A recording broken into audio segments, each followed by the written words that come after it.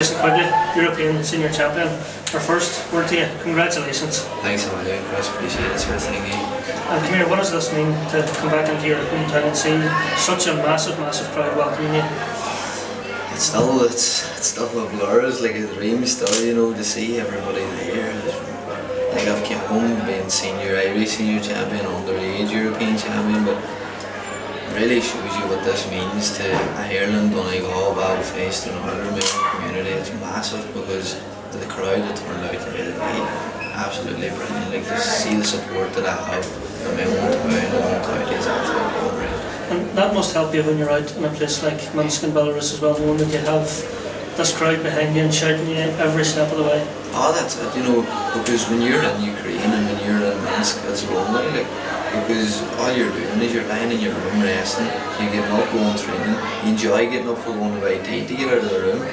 You know what I mean? It's crazy, like the boredom you go through, but this here going well around my neck now all pays off for, and the friends and family that I have that I can talk to and Skype and everything when I'm away, that there's a key part, and that's a key part as Patsy and Dad were saying about family and friends. When I'm lying over there on my own, I'm bored out of my head, things get lonely and you get pissed off, but whenever you can get on Skype, get on the phone and chat to your mother and father, chat to your mates, have the crack, you know what I mean? It just eases things, and it just brings things a lot more easier. Come here, talk to me about the championships. It was your debut at senior level. You probably didn't know what to expect going into it, but you got off to a perfect start last Tuesday and really went strength to strength from there. Well, that's it. It was a long training camp. We had a tough training camp in Ukraine, and I had some tough spars in Ukraine which stood by me vitally. And the first day I got in, I was in with an Austrian, and it was a tough fight, because of the computer score, no computer score now. It's a 10-9 scoring system now, and you don't know what the judges are looking, because it's the first tournament that scored like this. So the very first day it was on, I was fortunate not to be boxing on the first day, so I went straight down and watched the boxing to see what way it was being scored, to see what the judges were looking for. But it's still hard to read because you're not in there yourself throwing shots and you're not feeling what it's like. So the first day I was in it, to be honest, I was over eager. I was trying to take your man out of there. I was trying too hard to throw too many shots to catch the judge's eyes. Whereas if I just stayed to my game plan, I could have beat that lad a lot easier. But it was all learning, and it was great to get in there and make small mistakes like that and still come through in the end as the winner, and then learn and move on, which I did do in other fights. And you took bronze on Wednesday. I suppose for a debut boxer at senior level it would have been easy to rest on the laurels and be happy with bronze, but knowing you weren't going to settle for anything less than the big one. That's it. As a career, as I look back so far, I've never won a bronze medal. As soon as I get into the bronze medal stages, I always go on into the final. So I like to keep that going as long as I can. But it's when you have it, you have it. You know what I mean? Like there's a lot of people that would turn around and settle for a bronze medal, but myself, I just second sauce to me, to be honest. You know what I mean? I want to be number one no matter where I am, and that's the determination and the drive that I have that has probably won me 3 European golds.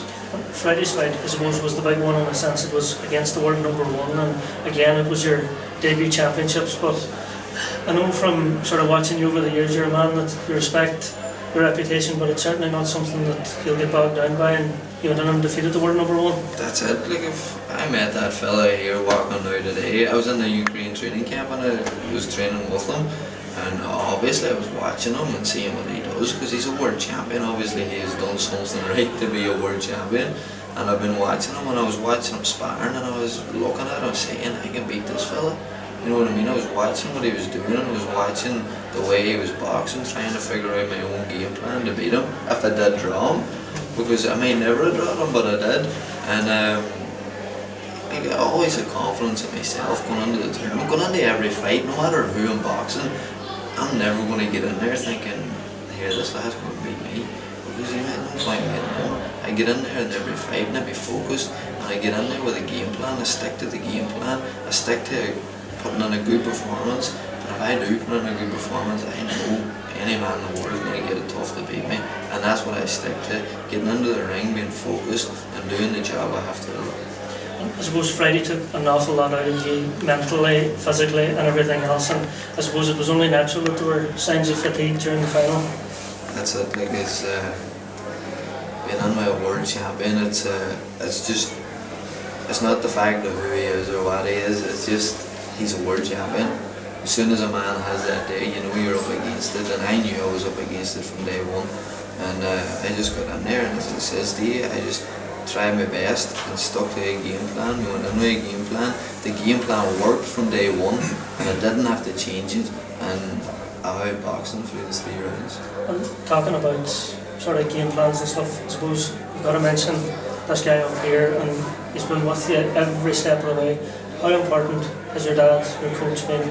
Well, as soon as I got a draw, or as soon as I knew who I was fighting, right away, text Dad, tell me he was boxing, right away, he was on YouTube, he was on whatever websites he could to get the boxer up, to get a game plan going, and Dad would tell me my game plan. We'd be on Skype for half an hour to an hour, chatting about how we're going to beat this fella and what we're going to do to him, and the game plans Dad told me, I went, thought about them, 2 of us went over them, and I went in, Billy Walsh and Zar, the coaches that were on the team, told me the exact same game plans, and that's why Dad is a part of the high performance team as well, because of his knowledge of boxing, and I think that's what Billy and Zar seen in that, and that's why they took him on board as well, because every game plan he gave me was the exact same game plan as the coaches out there gave me as well. And it's been a special few months for you. You won your first Irish senior in February after taking European gold in December, and now back with the big one. Like, I suppose it's made all the dark days worthwhile. That's it. People say 13's an unlucky number, but I think it's my lucky number, because